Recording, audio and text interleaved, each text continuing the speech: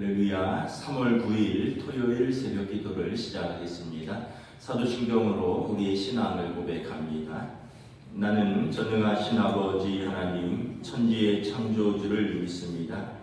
나는 그의 유일하신 아들 우리 주 예수 그리스도를 믿습니다.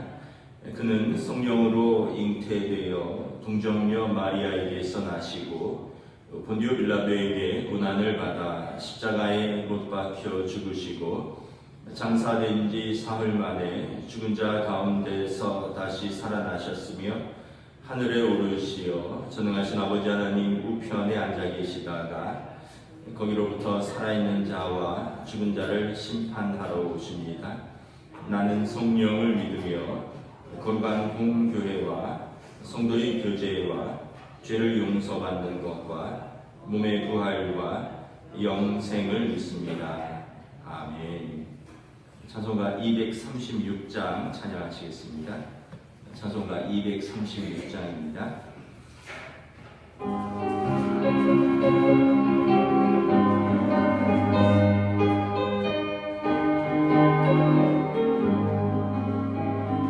우리 모두 쓰고 끝나 세상 모든 근심 걱정 사라지느니 주를 뵙고 성도 함께 멸류관을 쓰리라 새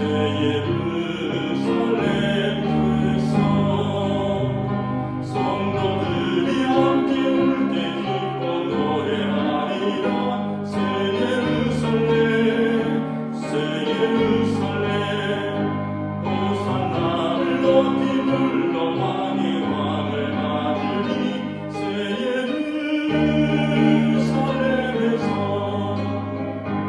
가는 길이 괴로워도 주님 나를 붙들이 시험 환난 근심 걱정 없으며 주를 믿고 따라가면 그의 뜻을 알리라 새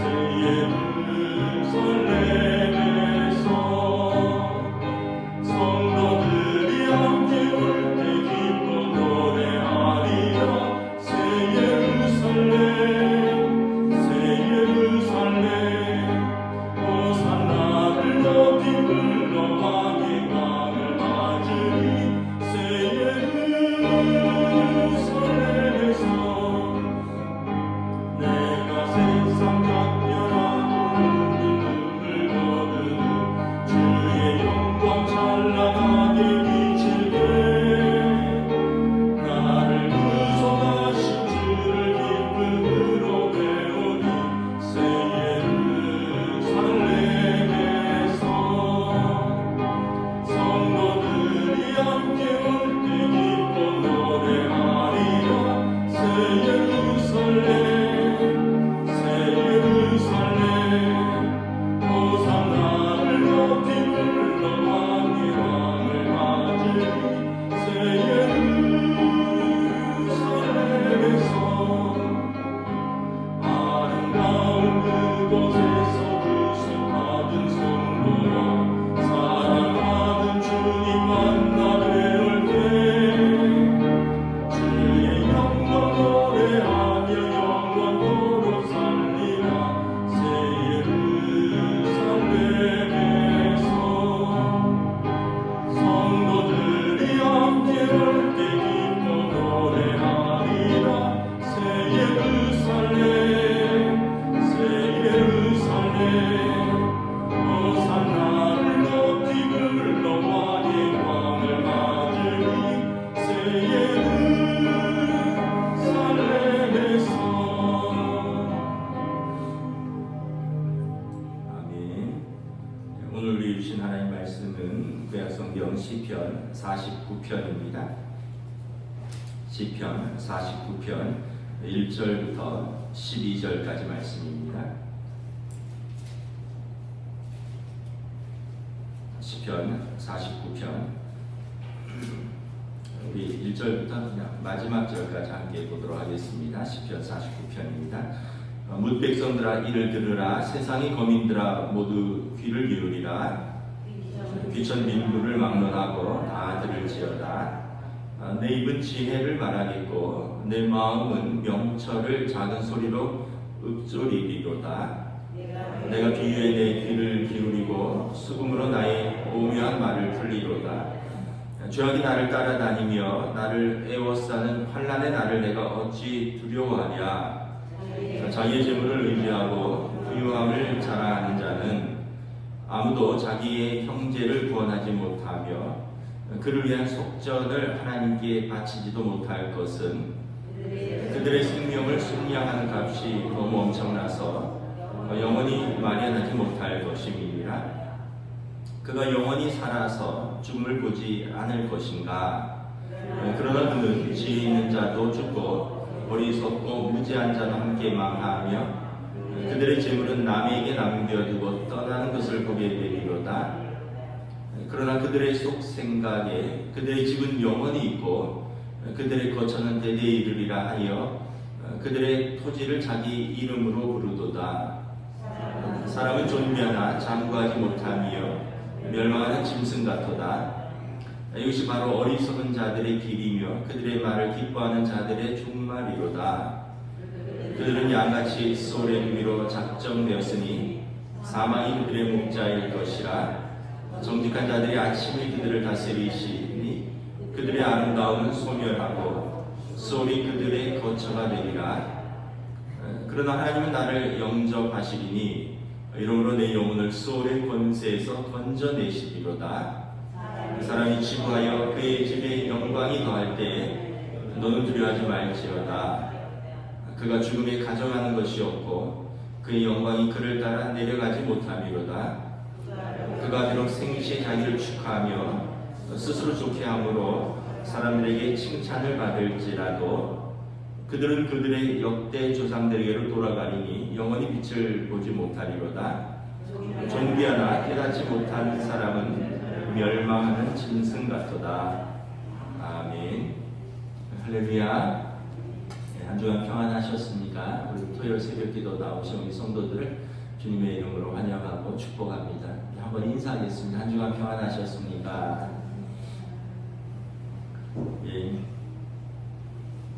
이제 봄이 오는 걸 시샘하는 마지막 꽃샘추위가 이제 바짝 이번 주말까지 좀 추운 것 같아요. 아침에 뭐 영하라고 하니까 그래도 뭐 봄이 오는 걸 막을 수는 없죠.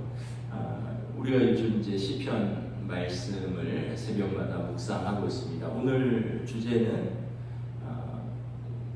인생의 유한함을 깨닫고 지혜자 또 하나님의 말씀을 우리가 경청하라 이런 주제입니다.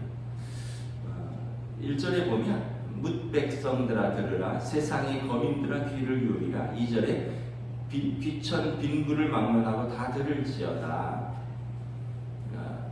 하나님의 말씀은 뭐 귀하고 천하고 부자고 가난한 자고 또 뭐 모든 거민이 다 들어야 할 말씀이다라는 것입니다. 슬기로운 사람의 특징은 뭐냐 하면 다른 사람의 말에 귀를 기울이는 것이라고 합니다. 완고한 사람의 특징은 뭐냐 하면 자기가 한 결정을 바꾸지 않는 사람이 완고한 사람이랍니다. 그러니까 이건 제가 하는 말이 아니라 뭐 잠언에도 나와 있고 또 많은 분들이 하는 이야기. 그래서 여러분 내가 남의 말을 잘 기울여 듣는가 아니면 나는 내가 한 결정을 잘 안 바꾸는가 이걸 한번 생각을 해보면 나는 지혜자인가 완고한 사람인가를 알 수 있죠. 그러면 우리 어떻게 지혜로워질 수 있는가? 잘 들으면 된다는 거죠. 먼저는 하나님 말씀을 잘 들어야 되고요. 또는 사람들의 말도 잘 들어야 됩니다. 내게 주신 사람들, 어렸을 때 부모님 말씀, 또 결혼하고 살아가면서는 나를 가장 사랑하는 가족들, 뭐 아내와 남편, 또 우리는 성도들이니까 교회에서 또 성도들의 서로의 말에 귀를 기울이는 거죠. 그래서 제일 어리석은 사람은 나는 그렇게 태어났어. 나는 타고나기를 그렇게 타고났어. 나는 그냥 이렇게 살 거야. 이러면 예수 믿는 이유가 없죠. 왜냐하면 변화되는 것이 하나도 없으니까. 그래서 오늘 지혜자는 누구나 귀를 기울이고 들어야 된다. 들으면 우리가 마음이 바뀌고 생각이 바뀌고, 마음이 바뀌고 생각이 바뀌면 변화되는 거죠. 근데 안 들으면, 듣지 않으니까 생각도 마음도 바뀔 일이 없고, 그러면 변화될 일도 없는 것이죠. 3절에 보면 3절 4절에 지혜자가 내가 깨달은 지혜와 명철을 4절의 비유로, 이야기로, 수금으로, 노래로 내가 풀리로다. 그러므로 이 시편 기자는 고라 자손이죠. 레위 지파로서 성가대라고 했잖아요. 하나님을 찬양하는 그들이 하나님의 말씀을 깨달은 것을 그들의 노래로 풀리로다, 이야기로 풀리로다. 지혜자는 이것을 들을지어다 라고 말을 하는 것입니다. 여러분, 왜 지혜가 왜 하나님의 말씀이냐 하면, 하나님께서 세상을 창조하실 때 말씀으로 창조하셨습니다. 그리고 하나님께서 세상을 그 말씀으로 다스리는데, 세상의 창조 원리와 세상의 통치의 원리가 다 하나님의 말씀에 있는 것이죠. 그러니까 우리가 말씀에 귀를 기울이면, 말씀을 잘 읽고, 말씀을 잘 듣고, 말씀을 잘 묵상하고, 말씀을 잘 순종하면 하나님이 세상을 만드신 창조의 원리와 하나님 세상을 다스리시는 이 통치의 원리를 우리가 깨닫게 되는 것이기 때문에 하나님의 말씀이 참 지혜라는 것입니다. 지혜를 깨달으면 무엇을 두려워하지 않게 되냐 하면, 죄악과 환난의 날을 두려워하지 않게 됩니다. 5절에 죄악이 나를 따라다니며 나를 에워싸는 환난의 날을 내가 어찌 두려워하라. 왜냐하면 지혜의 말씀을 읽으면 죄악은 반드시 심판을 받을 것이요, 고난과 환난은 다 지나가는 것이라는 것을 깨닫습니다. 유한한 것이라는 것을 깨닫습니다. 그러니까 인생에서 여러분 그 불의한 자가 형통하는 것 같고 의인이 고난을 받는 것 같으나 이것은 일시적인 것이다 라는 거예요. 영원한 하나님 나라에서는 반드시 바로 잡힌다는 것입니다. 그래서 지혜자는 이 땅에서 불의한 자의 형통함을 부러워하지 않고 의인의 고난을 두려워하지 않는다는 거예요. 왜냐하면 장차 있을 영광은 현재 있는 고난인 장차 있을 영광과 좋게 비교할 수 없습니다. 그리고 불의한 자의 그 형통함은 반드시 하나님 나라에서 바로 잡힐 것이기 때문에 우리가 그것을 부러워하지도 않고 의인의 고난과 환난이 고통스럽지만 그것 때문에 두려워하지 않는다는 것이죠. 또 지혜자는 또 어떤 것을 자랑하지 않습니까? 재물 의지하고 부유함을 자랑하지 않는다는 것입니다.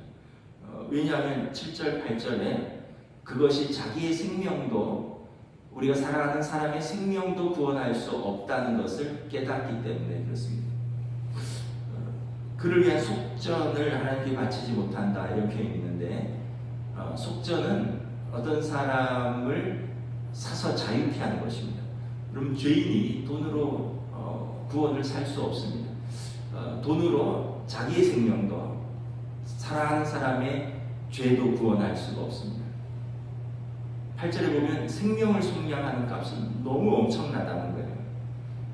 영혼의 구원은 돈으로 살 수 없는 엄청난 가치를 지닌 것인데, 이 돈으로 하려면 아무리 마련해도 할 수 없다는 것입니다. 그러므로 우리 생명을 구원하지 못하고 사랑하는 사람의 생명도 구원하지 못하는 그것을 의지하고 그걸 자랑할 이유가 없다는 거죠. 지혜자는. 우리가 잘 알듯이 여러분, 생명은 어떻게 얻는 것입니까? 생명의 주권은 하나님께 있고요. 그리고 우리가 예수 그리스도의 속전, 십자가의 보혈로 우리의 죄값을 사하고 우리를 속량하는 것입니다. 이 땅의 재물로 우리의 죄를 속량할 수는 없다는 것을 성경은 분명하게 말씀을 하는 것입니다. 성도의 삶이 무엇이냐? 이제 신학적으로 이제 이미와 이제 아직의 중간이다 이런 표현을 씁니다. 그러니까 하나님 나라가 이미 시작되었고 그러나 아직은 오지 않은, 다시 말하면 성도의 삶은 현재의 지나감과 다가올 미래의 다가옴의 사이에 있는 것입니다.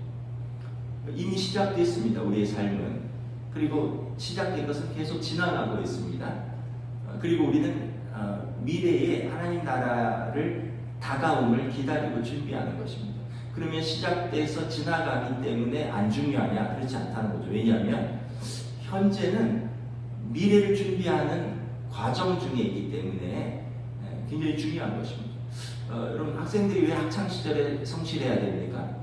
왜냐하면 미래에 그가 꿈을 펼치고 공부해야 되고 그가 하는 것에 대한 준비의 시간이기 때문에, 그때 이제 지나가도록 내버려두면 그때 다가올 때 준비가 안 되어 있다는 것이죠.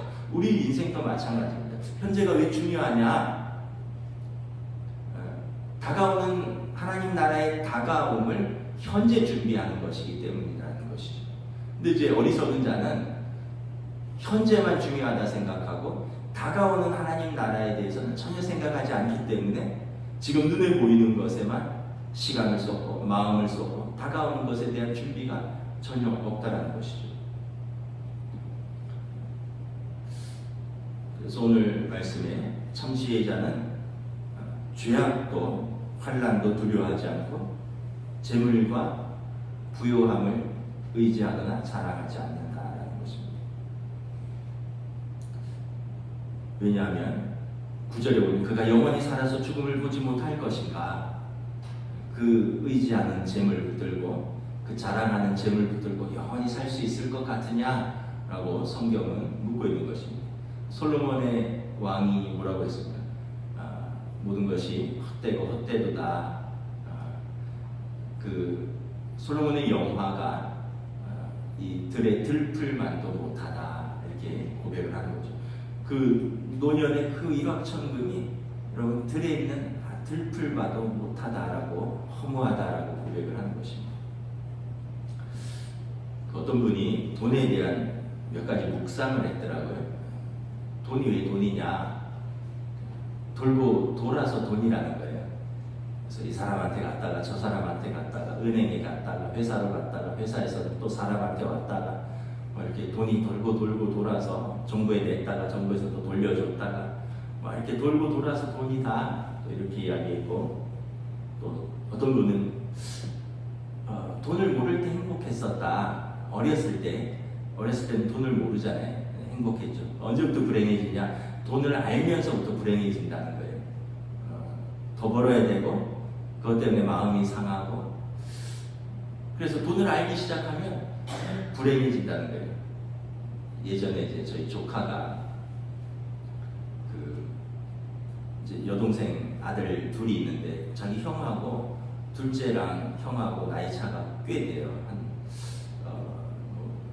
대여섯 살 되는 것 같은데 중학교 1학년이고 대학생이니까. 그런데 이제 어렸을 때 할아버지 할머니가 세배하는 용돈을 줬어요.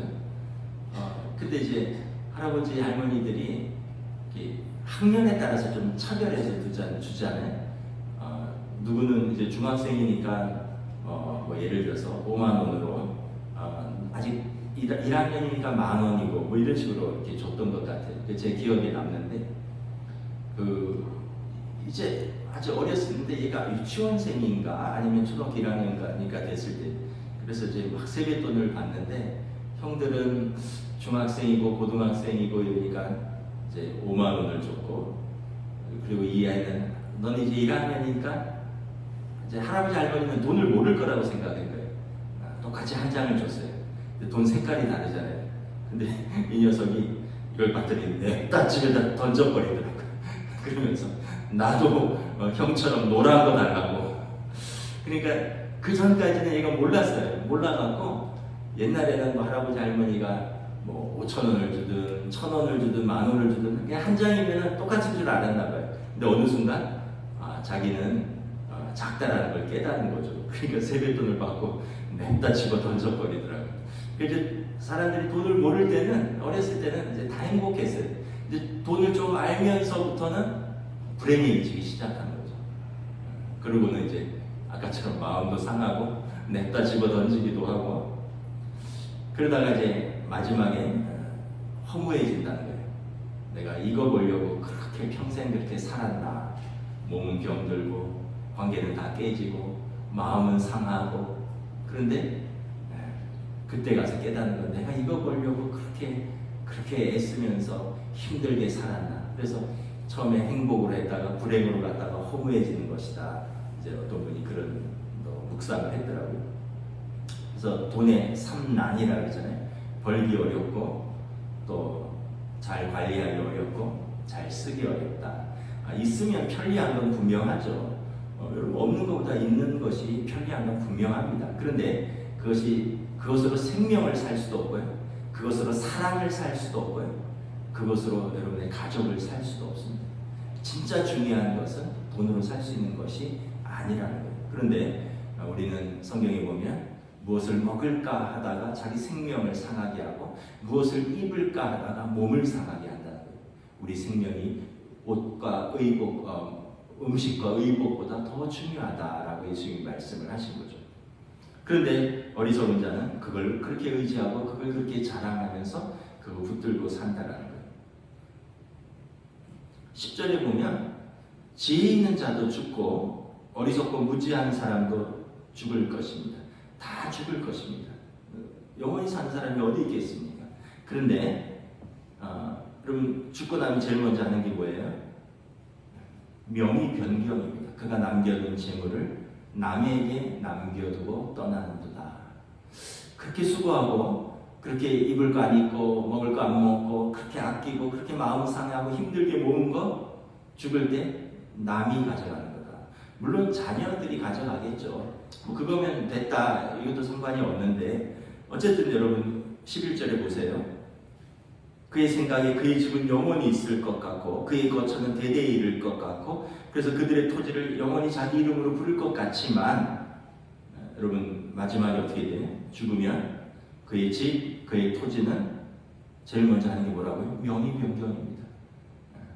자녀에게로 또는 또 누군가에게로 그것을 자기가 가져가지 못한다는 거죠.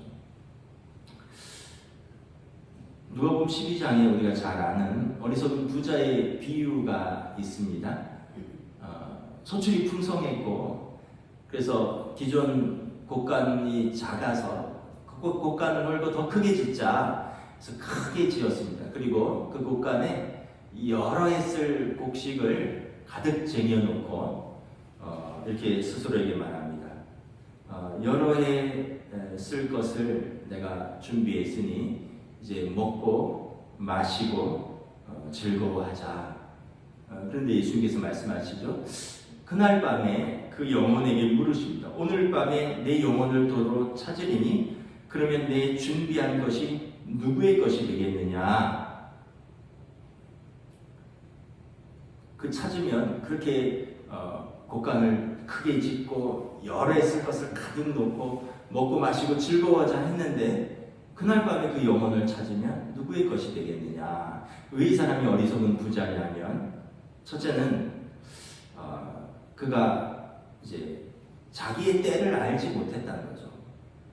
유한한 존재, 언제 하나님이 찾으시는데 그걸 전혀 몰랐다는 거예요. 영원히 살 것처럼 그가 생각을 했다는 거예요. 두 번째는 자기 노후를 위해서는 그렇게 준비를 잘했는데 그런데 영혼을 위해서는 하나도 준비한 것이 없었다는 것입니다.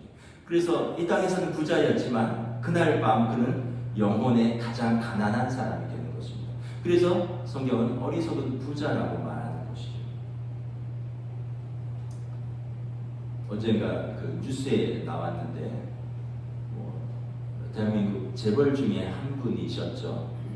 그 식구들이 하도 나라를 시끄럽게 해서 딸들이 좀 소리도 지르고 갑질하고 그 엄마도 소리 지르고 이래서 막 언론에 오르내렸던 그 재벌가인데 근데 어느 날 신문 딱 보니까 그 아버지가 LA에서 그냥 별세했더라고요. 심장마비.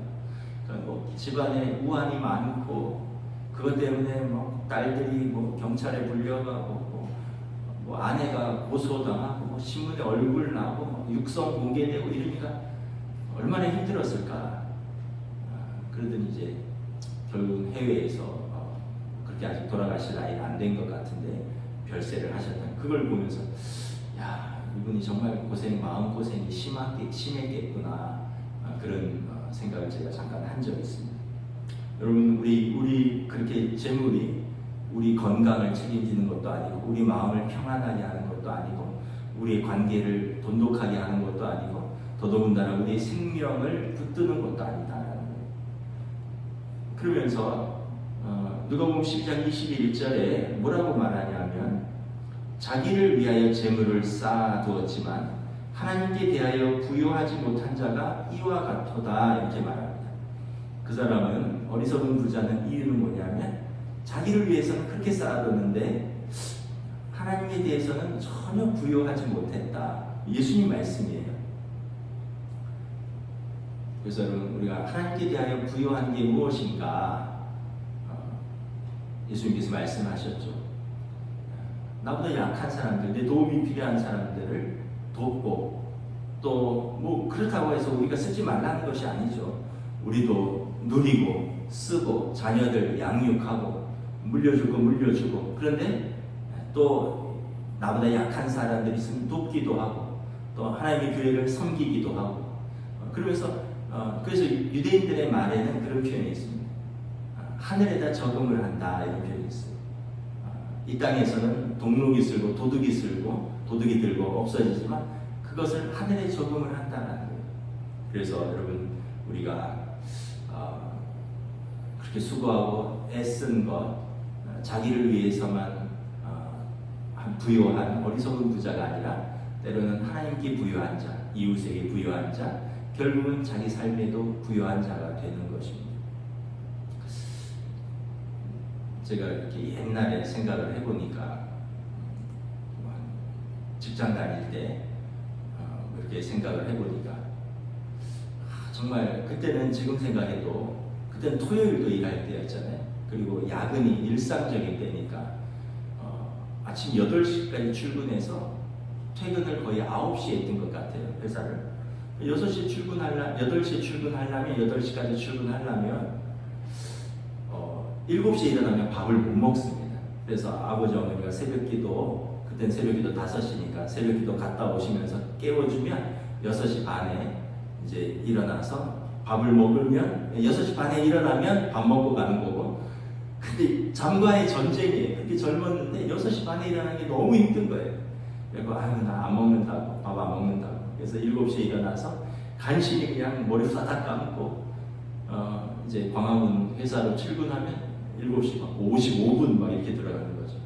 그리고 그냥 12시간 이상을 회사에 있는 거죠. 그리고 밤 9시에 퇴근하고 집에 오면 10시고, 뭐 토요일은 뭐 1시까지인가 했던 것 같은데, 이렇게 하다 보면 지금 생각해보면 어떻게 살았나 싶기도 하고, 주 6일째는 참 힘들다 이런 생각도 했었고, 그리고 생각해보면 그냥 일하다 죽나 보다, 뭐 그런 생각도, 그때는 그냥 정신없이 그냥 했던 것 같아요. 근데 우리가 참 그러고 보면 우리가 좀 돌아보고, 또 자기 삶을 점검하고, 또 깨닫고, 또 누려야 할 걸 누리지 못하고 다 지나쳐버리면 그 시간이 얼마나 귀한지는 모르게 된다는 거죠. 우리 부모님들이 가끔 그런 얘기 하시죠. 우리 때는 정신없이 사느라고 애들 크는 거 잘 모르고 키웠어. 근데 이제 손자 손녀들 키울 때는 이제 여유가 생기죠. 아이들이 예쁘고 아이들 크는 게 다 보이고, 그러면서 그런 고백을 하시죠. 너희 클 때도 이렇게 키웠으면 좋았을 텐데, 얼마나 예쁘고 얼마나 귀여웠을까. 근데 너희 키울 때는 정신없어서 그냥 키우느라 바빴다. 저희 부모님의 고백이에요. 우리 또 권사님, 집사님, 장로님들의 고백이기도 할 겁니다. 근데 여유를 가지시면 이제는 손자 손녀들은 삶이 보여요. 그들의 자라는 과정이 보이고, 그들의 마음을 헤아리게 되고, 하나하나가 다 보이게 돼요. 그래서 오늘 말씀에 보면 20절에 존귀하나, 우리는 존귀한 존재입니다. 하나님의 형상을 가진, 깨닫지 못하면 멸망하는 짐승 같아. 12절에 사람은 존귀하다. 우리는 하나님의 형상을 가진 존귀한 존재이나 장구하지 못하며 피조물로서 자기의 유한함을 깨닫지 못하는 사람은 멸망하는 짐승과 다를 바 없다. 그래서 우리는 존귀한 존재이고요. 그리고 우리를 지으신 그 하나님 아버지를 경외하면서, 그리고 하나님을 사랑하면서, 그리고 내게 주신 사람들을 사랑하면서, 내게 주신 것들을 자족하면서 누리면서 하나님께 부요하고 내 삶에 부요한 인생이 되는 것입니다. 부요하다는 게 꼭 물질이 많아서가 아니라 여러분 마음을 너그럽게 갖고 내게 주신 사람들과 지금 여러분 부요한 시간을 보내시면 되는 거예요. 돈이 아무리 많아도 그 시간을 그냥 흘려보내면 그 부요한 시간이 없어진다 그랬잖아요, 아까. 그래서 여러분 내게 주신 사람들과 그 시간을 귀하게 여기고 존귀한 사람들을 존귀히 대하고 내게 주어진 삶을 우리가 귀하게 갖고 가는 것이 지혜자의 삶이다. 오늘 시편 기자는 말씀하고 있습니다. 다시 한번 또 우리가 또 우리 삶을 이렇게 돌아봅니다. 무엇 때문에 이렇게 수고하는가? 또 나는 무엇 때문에 행복하고 무엇 때문에 불행한가?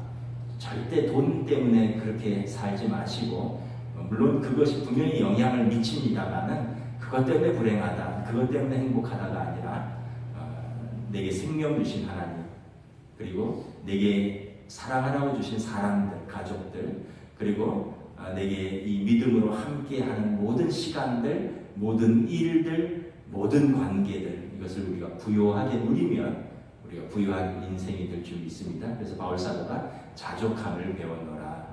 내게 주신 사람들에게 감사하고, 내게 주신 시간을 귀하게 여기고, 내가 하는 일을 귀하게 여기고 충성스럽게 감당하면 여러분 우리가 하나님 나라를 지금 이렇게 천천히 준비해 가는 것입니다. 아무쪼록 이 은혜와 또 이 복을 누리는 우리들이 믿음의 성도들 되시기를 주님의 이름으로 축복합니다. 기도하겠습니다. 제가 기도하겠습니다. 하나님 은혜를 감사합니다. 오늘 시편 기자의 고백처럼 모든 사람들은 하나님의 말씀을 들어야 할 것입니다. 세상의 고관들과 뭇 백성들과 또 빈부 귀천을 가리지 아니하고 모든 귀 있는 자는 들으라. 하나님의 말씀을 들으라. 하나님의 지혜를 들으라 말합니다. 지혜자는 이 땅의 불의함 때문에 마음 상하지 않고, 고난 때문에 두려워하지 않고, 또 부유함과 재물을 너무 의지하지 않고, 그걸 너무 사랑하거나 자랑하지 않고, 왜냐하면 그것이 우리 생명을 구하는 것이 아니라는 것을 분명히 알고 있기 때문에 그렇습니다. 그러므로 우리를 지으신 하나님, 또 우리를 사랑하시는 하나님, 우리를 존귀한 자로 부르신 하나님을 알고, 그리고 그 공의의 하나님 앞에 설 때를 위해서 오늘 우리가 지나가는 현재를 우리가 믿음으로 살고 또 사랑으로 살고, 그리고 다가올 하나님 나라에서 우리가 하나님께 부요한 자가 될 수 있기를 원합니다. 이것을 깨닫는 자가 지혜로운 자요, 이것을 깨닫지 못한 자는 어리석은 멸망하는 짐승과 같도다. 오늘 시편 기자의 이 말씀이 우리가 다시 한번 새겨듣고 깨닫고 하나님께 부요하고 오늘을 하나님 안에서 믿음으로 은혜로 누리는 저희들이 될 수 있도록 성령님 인도하여 주시옵소서. 감사를 드리오며 우리 주 예수 그리스도 이름으로 기도드리옵나이다. 아멘. 하늘에 계신 우리 아버지, 아버지의 이름을 거룩하시며 아버지의 나라가 오게 하시며 아버지의 뜻이 하늘에서와 같이 땅에서도 이루어지게 하소서. 오늘 우리에게 필요할 양식을 주시고 우리가 우리에게 잘못한 사람을 용서하여 준 것 같이 우리 죄를 용서하여 주시고 우리를 시험에 빠지지 않게 하시고 악에서 구하소서. 나라와 권능과 영광이 영원히 아버지의 것입니다. 아멘.